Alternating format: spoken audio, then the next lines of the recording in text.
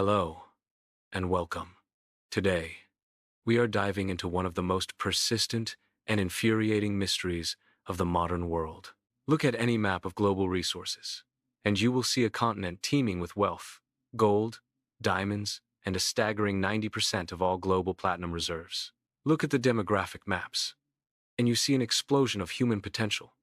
A generation so young, so vast, that it is poised to redefine the 21st century. This continent is Africa. Now, look at the economic maps. Look at the development indices, and you see the paradox. This is the richest land on Earth, yet by almost every measure of human well-being, it is the poorest. How is this possible? Is it a curse of history? A conflict of interests? Or is it a dynamic, complex struggle that the world is simply failing to understand? The numbers tell a story that should shock you. This place holds within its soil up to 30% of the world's known mineral reserves, from the gold that backs global currencies to the strategically vital cobalt and lithium that power every smartphone and electric car manufactured today. The population is projected to more than double by 2050, reaching 2.3 billion people. This means that within a generation, 1 out of every 4 people on Earth will be African, with fully 50% of all residents being under the age of 25. This is a demographic wave that will change global power dynamics forever. And yet, despite this colossal wealth and human potential, Africa remains tragically poor. If you look at countries ranked by their nominal GDP per capita, a shocking 24 out of the bottom 30 worldwide are all located in Africa. If you measure by the Human Development Index, HDI, score, which combines life expectancy, education, and income, a devastating 27 out of the bottom 30 are also African nations. The continent's total GDP is still less than that of India, a single, albeit massive, nation. This is the central question of our time. To understand the African paradox, we have to move beyond the headlines and confront the raw, uncomfortable facts. The sheer scale of the challenge becomes clear when we look at the extremes.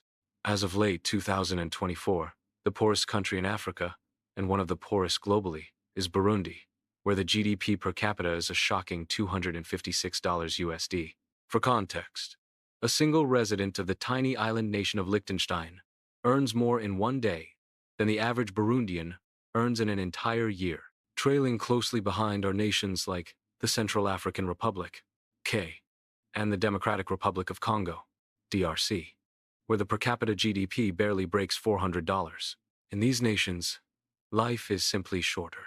People born in sub-Saharan Africa today are expected to live shorter lives than anywhere else in the world, with the life expectancy as recently as 2022 hovering at only 60 years from birth, multiple decades shorter than in the Americas or Europe. This struggle for basic existence is compounded by a profound lack of infrastructure. As of 2024, Africa is the least urbanized of all inhabited continents. Only 43% of its population lives within cities, compared to 82% in North America. This means a vast majority of people are still scattered across rural communities, disconnected from the central power grids, sanitation, educational institutions, and healthcare systems that are the engines of economic growth. The problem is a self-perpetuating loop. Nations need an educated, connected workforce to grow their wealth, but providing the necessary infrastructure for that workforce requires funding that the nations currently do not possess. This creates a reliance on resource extraction, which itself leads to instability, further choking off the path to sustainable development. But to view Africa as a monolith is a profound mistake. It is a continent of 54 nations, and the contrasts are staggering. While Burundi struggles to survive on $256 per person, the archipelago of the Seychelles stands at the top, boasting a GDP per capita of $16,586, followed by Mauritius at $11,629. These nations, driven by high-end tourism, stable financial services, and political consistency, prove that prosperity is entirely possible. In fact, Africa is rapidly creating a new wealthy class. According to the Africa Wealth Report 2025, the number of millionaires on the continent is projected to surge by 65% over the next decade, a faster growth rate than in many established economies. South Africa currently holds the largest share of this private capital, being home to 34% of the continent's millionaires. It leads the Big Five private wealth markets, which also include Egypt, Morocco, Nigeria, and Kenya. These five countries collectively hold 63% of all of Africa's millionaires. Africa is not just about poverty. It is a continent where wealth generation is occurring at breakneck speed in specific pockets, often driven by innovation in technology and natural resources. The economic growth in sub-Saharan Africa is forecast to be 3.7% in 2025, outperforming both Europe, 0.7%, and the United States, 1.4%. The narrative of uniform destitution simply isn't true. It is a story of extreme, accelerating disparity. This leads us to the darkest, most enduring element of the African paradox: instability. If the Western world thinks of Africa, it is often in the context of war. Since the 1960 seconds, no less than 5 conflicts have been fought across the continent, each killing over 1 million people, and a dozen more have claimed hundreds of thousands of lives. As we stand in 2025, several conflicts continue to dominate the humanitarian landscape. Democratic Republic of Congo, DRC. The ongoing conflict involving Rwanda and the M23 rebel group is at a critical flashpoint. In early 2025, M23 forces captured the strategic city of Goma, marking an escalation that threatens a full-scale interstate war. This is driven by competition for minerals that fund the militias and political ambitions. The Sahel region. This vast area, including Burkina Faso, Mali, and Niger, remains a core of instability. A series of military coups in 2024 and 2025, often justified by a failure to contain jihadist violence, have created a volatile belt where extremist groups are expanding their reach. This geopolitical chaos is driving massive internal displacement and worsening an already dire humanitarian crisis. Sudan. The civil war that erupted in 2023 continues to create massive displacement. As of 2024, over 930,000 people had fled the violence into neighboring Chad, creating one of the largest refugee crises in the world, rooted in a power struggle between rival military factions.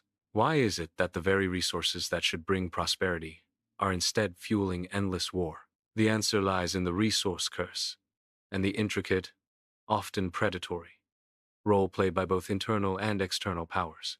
The resource curse is a cruel economic phenomenon where countries rich in natural resources, especially non-renewable ones, paradoxically experience worse economic growth, more corruption, and greater conflict. Africa is the textbook example. Furthermore, estimates suggest that the African continent loses up to $88 billion annually through illicit financial flows, IFF's money lost through trade misinvoicing, tax evasion, and corruption. This amount is roughly equal to all foreign aid and investment combined, illustrating that Africa's wealth is being systematically siphoned off, not exploited locally. Take cobalt and coltan, metals essential for modern smartphones, electric vehicle batteries, and every piece of portable electronics we use. The DRC holds an estimated 60% of the world's cobalt reserves. Global demand is astronomical, and the price is high. But this wealth has become a tool of war. Armed groups fight for control over the mines, pushing local populations into brutal, unsafe, and often illegal mining conditions known as artisanals.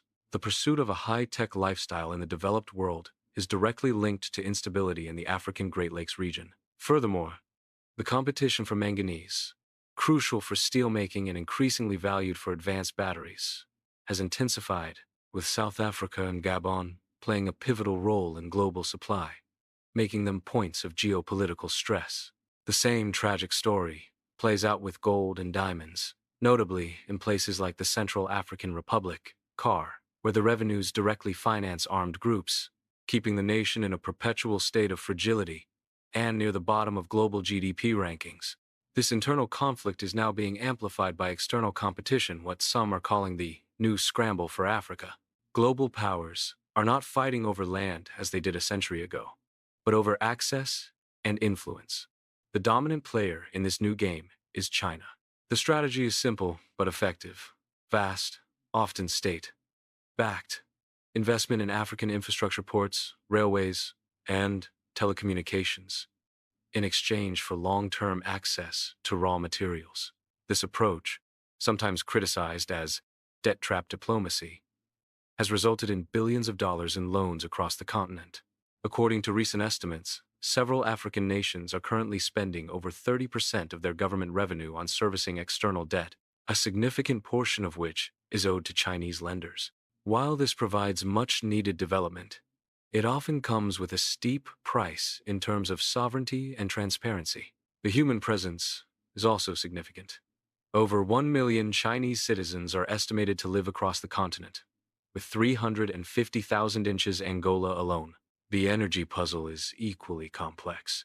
While Nigeria remains Africa's largest oil producer, production is constantly hampered by theft and corruption, diverting billions from public services. The geopolitical stakes were recently highlighted by the 2023 coup in Niger, a country that supplies nearly 25% of all European uranium used to fuel nuclear power plants. This single event demonstrated Africa's acute and immediate leverage over Western energy security, forcing the EU to seek new, stable supply chains under its Critical Raw Materials Act, further intensifying the scramble for stable partners. The United States, Europe, and increasingly Russia and Turkey are all vying for influence, often through military and security contracts. The deployment of Russian-backed forces in the Sahel nations of Mali and Niger highlights a strategic shift away from traditional Western security alliances. Concurrently, Gulf states like the UAE are making massive commercial investments, particularly in logistics and port infrastructure along the East African coast. Africa is now the global chessboard where major powers test their influence, and the people of the continent too often become the pawns. The competition for resources and strategic ports is intensifying, ensuring that stability, which is essential for wealth to flourish, remains elusive. If resources are the body of Africa, then its people are the heart. The continent is undergoing the most dramatic demographic shift in human history. Africa is the youngest continent on Earth. This translates into an immense economic opportunity, often referred to as the demographic dividend, a period when the working-age population far outnumbers the young and old dependents. But this dividend is not guaranteed. To harness this energy, Africa must create an unbelievable number of jobs. By 2050, the continent will need to generate hundreds of millions of new employment opportunities simply to keep pace with the influx of young people entering the workforce. If it fails, this massive youth bulge could turn into a demographic crisis, fueling mass migration, social unrest, and radicalization. Current estimates show a severe gap.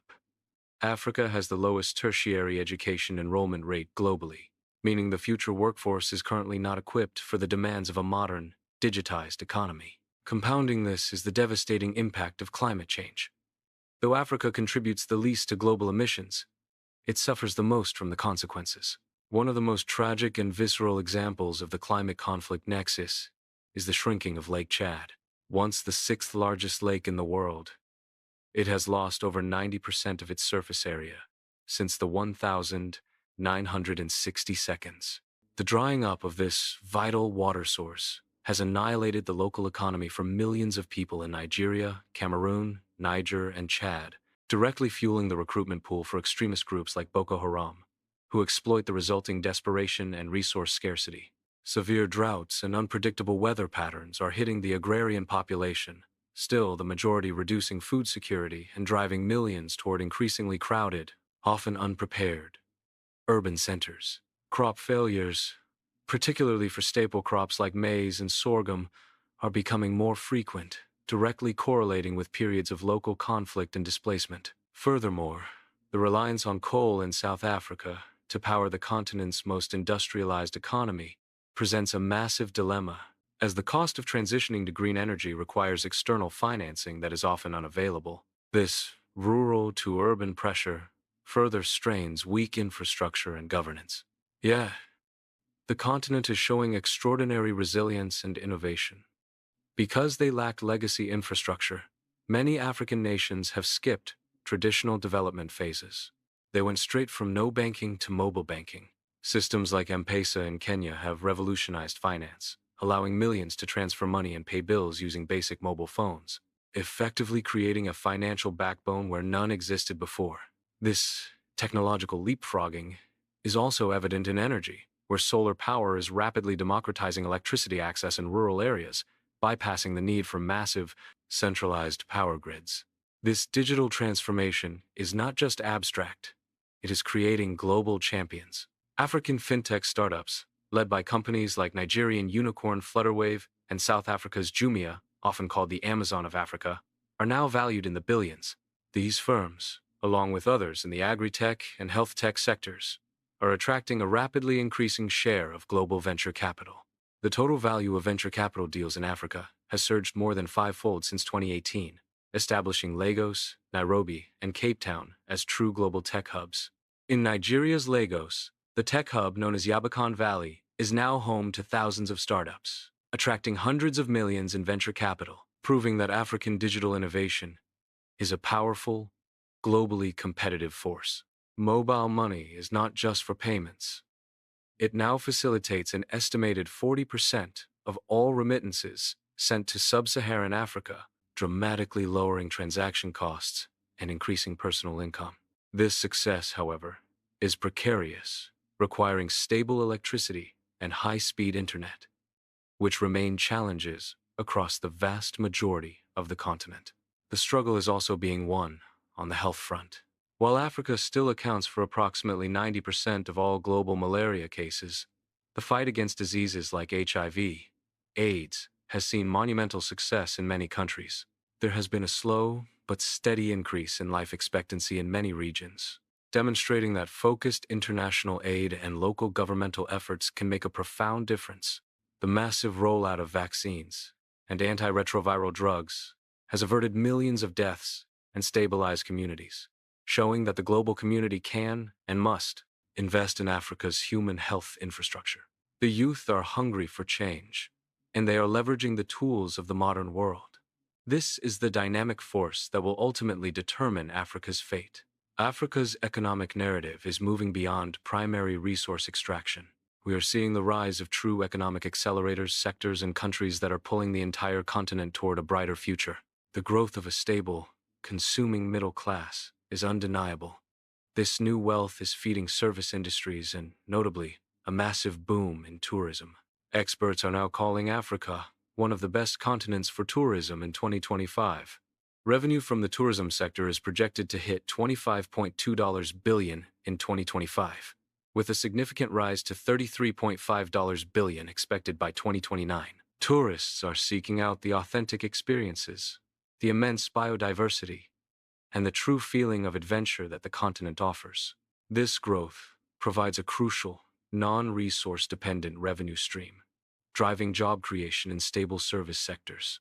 The economic powerhouses are consolidating. Beyond the small island nations like Seychelles, the Big Five wealth markets, South Africa, Egypt, Morocco, Nigeria, and Kenya, are not just attracting private capital, they are becoming regional anchors. Kenya, with its growing tech sector, is establishing itself as a financial hub for East Africa. Nigeria, the most populous country in Africa, is using its sheer market size to drive massive investment.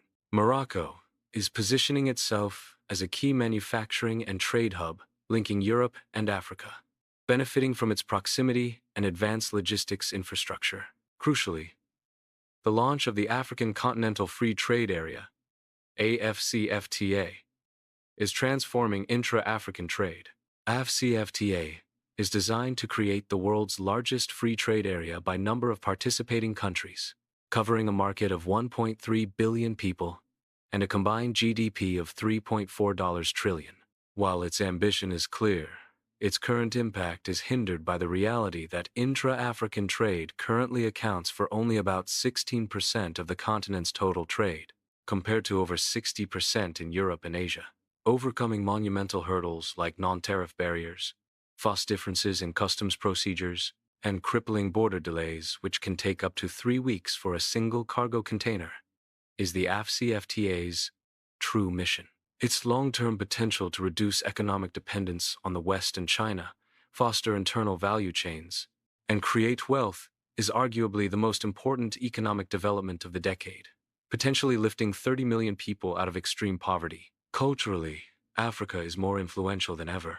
Afrobeats from Nigeria, the exploding cinematic output from Nollywood, and the global success of African athletes and artists are giving the continent unprecedented global visibility and soft power.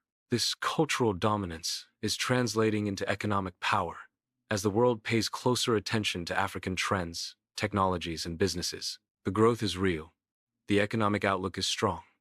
The question is no longer if Africa will grow, but how it will manage that growth and distribute its benefits. We return to the paradox. Africa holds the world's greatest bounty of minerals, of land, and most importantly, of people. Yet, it shoulders the world's greatest burden of poverty, of instability, and of unfulfilled potential. The 2024 to 2025 data paints a picture of a continent at an inflection point. On one side, we see the continuation of the brutal resource curse in the DRC and the devastating geopolitical proxy wars in the Sahel. On the other, we see the dynamism of Nairobi's mobile money revolution, the rapid growth of the continent's millionaire class, and the sheer economic force of 1 billion-plus young people, unified by the promise of free trade. The key to unlocking Africa's future is not a single policy, but a unified push for stability, transparent governance, and a radical commitment to investing in human capital. The vast wealth must be managed for the many, not seized by the few. The youth must be educated and employed, transforming the demographic time bomb into the ultimate economic dividend. Africa is no longer waiting for salvation. It is currently making a critical choice to either use its immense potential to build a prosperous future defined by its own people and its own innovation, or to remain mired in the tragic legacy of conflicts and corruption. The continent that will define the shape of the 21st century is choosing its path right now, and the world should be paying very close attention. Please write in the comments, what surprised you the most in this video? Give a like and subscribe to the channel. Many more interesting, shocking, and informative videos are coming up.